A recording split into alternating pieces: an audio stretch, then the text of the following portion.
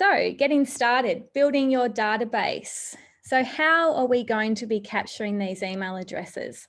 So firstly, why is it so important? And if we're going to recap on why email marketing can be so beneficial for your business, so the reasons is that we can nurture our existing relationships. I always like to think of the email marketing in an analogy type way of where in the old days we may go into a visitor information centre and we would look at all the cards that are displayed there of all the various businesses, and we can take these cards and we can stick them in our back pocket or put them on our TV cabinet or something to browse through later on.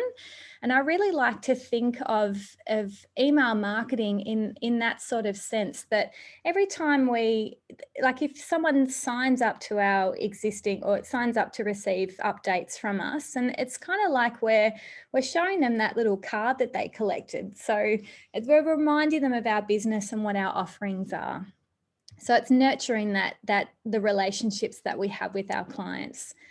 So it's a good way to stay in touch and just go beyond the selling. So when we when we use email as a marketing tool, we're not just selling to them all the time, we're keeping in touch. So we're letting them know about things that may be happening in the area or our particular products.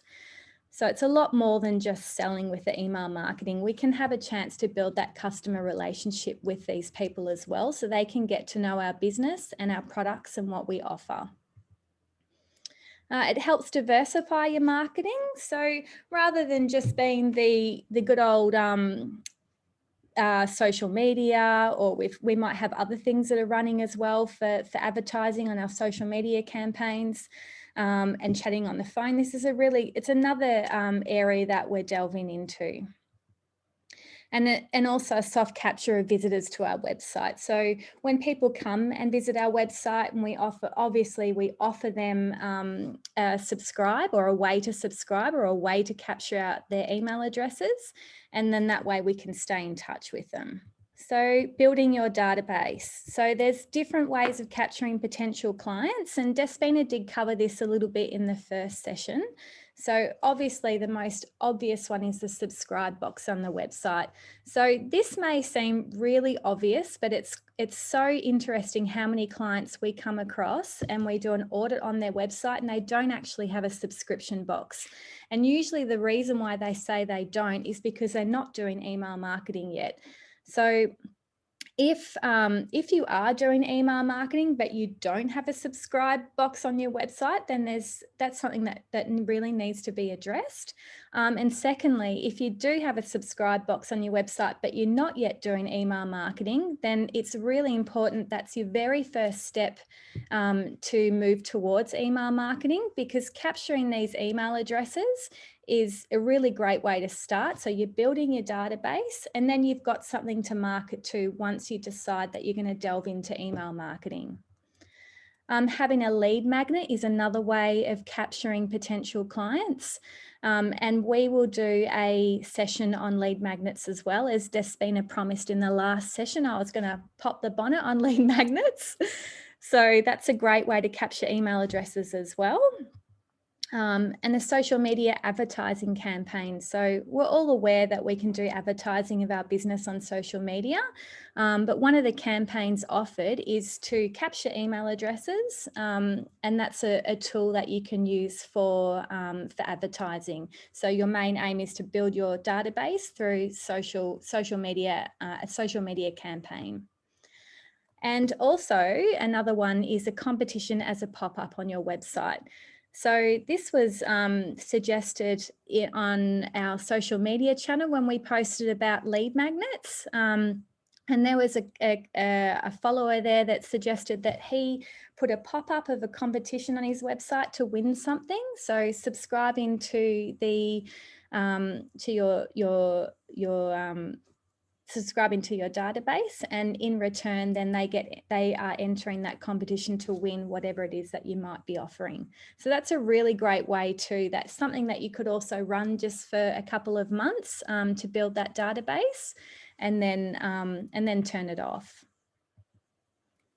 So I've got a bit of an example here too of, we'll just switch to this great tool here I found this morning when I was looking at for examples of how we can capture our audience. And this one here is this web page here is a really good tool that you could keep in your back pocket. So no matter what stage you are at, if you haven't yet delved into email marketing, or if you want to like refresh what you're doing and have a look at it and see how it looks on the front end, then this is a really great read here. So they talk about the techniques for great newsletter signups and the options as well. So offer an incentive, tell people what emails they'll get, match your forms to your content. So this is talking about categorizing those people as well, which we'll get into a little bit down the track.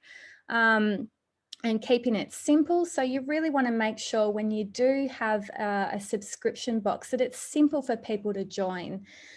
We now know, or we do know these days, that people are very impatient. They expect everything at their fingertips. So we really want to keep it as least clicks as possible for when people are signing up to your database.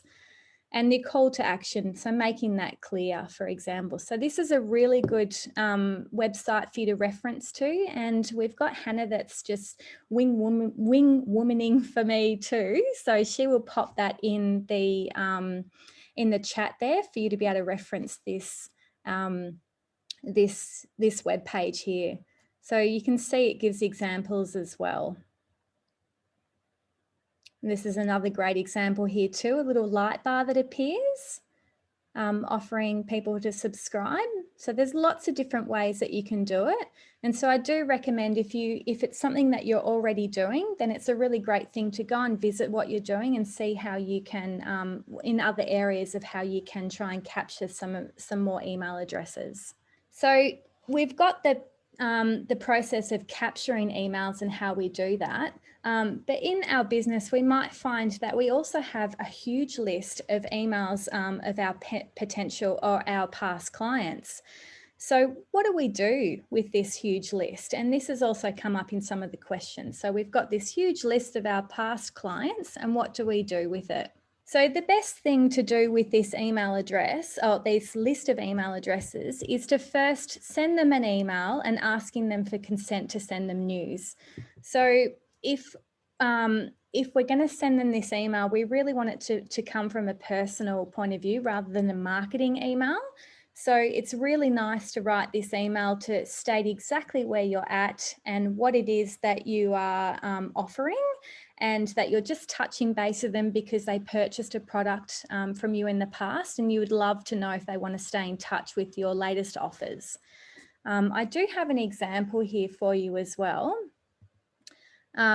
So in this example too, we can put in a survey to help categorize them. So you can go that next step ahead to try and add tag to them or categorize them as to what their interests are. So I work for an accommodation business, and this is just an example. We use MailerLite for our marketing system. We used to use an in-house one with Wix, but now we've swapped to MailerLite because we can do that automation. So we can see here, now this is an example that I'll show you that we can do for it to be personalized. So it's quite simple, and we've got hi, and then we insert a variable being their name if we're able to catch it, if we do have that we can capture their name. And then we can keep it really personal. Now this is really quite short, but we really want to say, thank you for your recent business. You're receiving this email because you purchased a product from us, or if you can be even more specific, that's great. And then add a little personal blurb. So it might be that we're recently going through our database and we would love to know if you want to stay in touch with us. These are the sorts of things that we'd like to send you news about. And would you like to join, would you like to join this list? And what we can do with MailerLite is that we can put a little survey in there. So we can construct these questions and answers, and based on their answers, so would they like to join us? Yes. And then we can set rules as well. So if they select, so would you like to join us, is answered with a specific answer, yes, please. And then it will automatically add this subscriber to our subscribers group. So this is something, when we talk about automation, this is something that you can use that can be really helpful for how to get those people onto your list. And then we've got rule number 2. So I've just done this very quickly. So we've got rule number 2. So if it's answered with a specific answer, then we can go to another question, asking them what type of news would they like to hear from us. So this is where we can bring in the categorization. And in this point too, I would just like to bring up, with any of our training that we do, it's always a really good idea to look at where you are at in your business and what is the next step for you. So obviously, if you are new to email marketing, then categorizing and grouping your contacts is something that you may want to look at a little bit more in the future, because you want to take those first foundational steps of collecting your email addresses first and making sure you've got your subscriber box and working on the content that you're going to be sending to your list before you start looking at categorizing them. So it's just a good reminder as well, just to think about where you're at and what's your next step. So getting in touch with them and then asking them, you know, what would they like to hear from us, and would they like to join out? Would they like to join the list? So how do we use this information? So we have our a whole list of people. We've got a great database, or even a good database that's growing. So what's the next step is to create a plan. So just like social media, when we're going to create a plan about anything, we need to look at our product and what it is that we're offering and what it is that interests our customers or potential customers. And it depends on what area that you're in as to what the interests will be, of course, whether it's building, construction, or accommodation, tourism, etc. So, and when we begin to think about what it is that interests our customers, what are the types of questions that you get asked? So when we're creating our plan, we really want to think about, firstly, it might be the events that are happening in the area, and we might we grab a calendar and then we write down the events that happen in the area if this is suitable for your business. And then the next thing is we might want to write down, if we have blog posts that we regularly publish, we might want to write down, okay, so we're going to send out the blog posts that we create on this month and this month and this month. And then your plan begins to begin to come along. And then also we think about our news too. So there might be certain newsletters that you want to send out. And then we've also got our special offers. So creating a plan is just thinking about what it is that our customers are interested in and how and when are we going to communicate that to them via email. And the most important thing is that if you decide to create a plan, it needs to be a plan that's achievable for you. So a lot of the questions that we get is, how often should we be doing this? So how often should we be emailing out to our database? Now, the first question is what are you able to commit to? So just like social media, it needs to be consistent. And it needs to be of quality as well. So if we decide, okay, we're going to send out 12 newsletters a year and they're going to be every single month, and then we get to the next month and we can't do this, it's too hard. And then we send out a mediocre newsletter, or we send out something that is, or we don't send it at all. So it's really important when we're creating our plan that it feels achievable for you.